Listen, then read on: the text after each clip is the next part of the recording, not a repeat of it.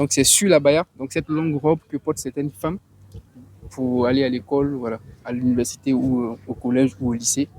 Donc certaines personnes estiment que on est dans un pays laïque et qu'il faut éviter de vouloir imposer sa foi, même si c'est de façon douce ou subtile, à d'autres. Donc pour certaines personnes, le port de l'abaya influence ou peut influer en fait sur la vie religieuse ou le comportement religieux, ou en tout cas sur certaines personnes à adopter la foi musulmane alors même qu'au départ peut-être qu'elles ne voulaient pas.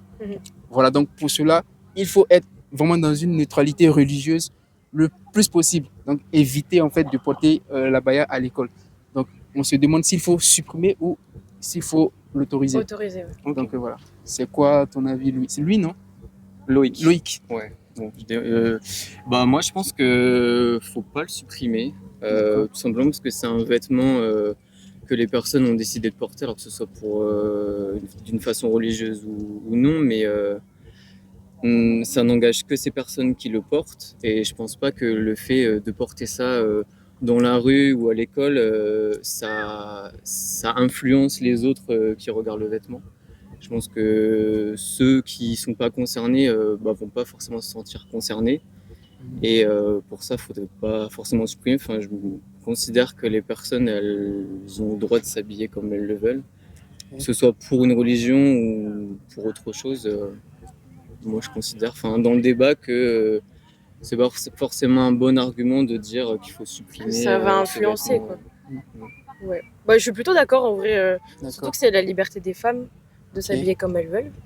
Après, je comprends pas trop le débat de ça va influencer telle religion et tout.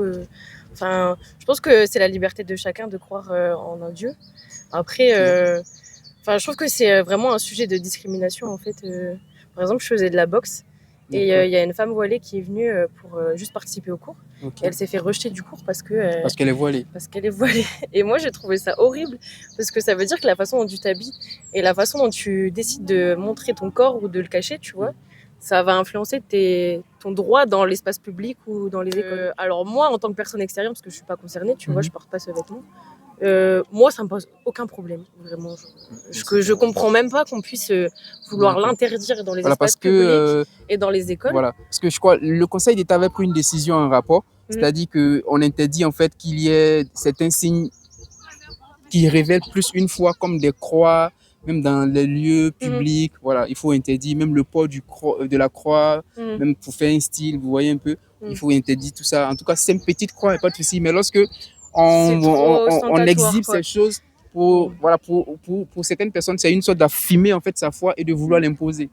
Ouais, mais la laïcité, tu vois, c'est pas l'absence de signes religieux. Je pense que au même niveau, ouais. Voilà, je pense que c'est juste vivre ensemble et avec la foi de chacun, tu vois. Si on supprime ça, ça veut dire qu'on discrimine voilà, une religion. Tu vois. Et puis même il y a la question de genre ça veut dire qu'on doit être tous athées, quoi.